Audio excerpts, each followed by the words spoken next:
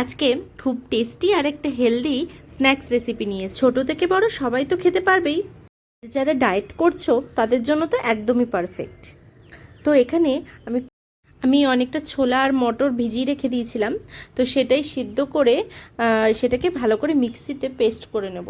আর সাথে দিয়ে দিয়েছিলাম 2 টুকরো আদা আর রসুন, দিয়ে ভালো করে মিহি করে পেস্ট করে নেব। আর দুটো আলু সিদ্ধ করে রেখেছিলাম, সেগুলোই গ্রেটারের মাধ্যমে গ্রেট করে এর মধ্যে দিয়ে দেবো।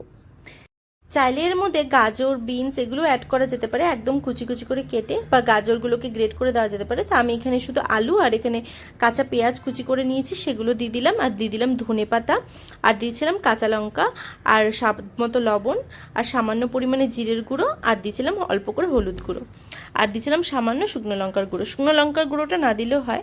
আর দিয়েছিলাম কর্নফ্লাওয়ার, দিয়ে ভালো করে এটাকে মেখে নিয়েছিলাম। এবার এটাকে চেপে চেপে আমি একটু টিক্কি শেপ দিয়ে নিলাম। এইভাবে সবকটাই রেডি করে নিয়েছি। এবার একটা প্যান গরম করে তার মধ্যে অল্প করে রিফাইন অয়েল দিয়েছি, আর এরপরে এক এক করে টিক্কিগুলো দিয়ে দিলাম তেলের মধ্যে। আর এপিট ওপিট করে বেশ একটু লাল লাল করে ভেজে নেব। আর গ্যাসের ফ্লেমটা কিন্তু এই সময় মিডিয়াম টু হাই রাখ। ব্যাস, তাহলেই রেডি আমাদের টেস্টি আর হেলদি প্রোটিনে ভরপুর ছোলা টিক্কি। বাড়িতে বানিয়ে অবশ্যই কিন্তু আমাকে বলবে কেমন হয়েছে।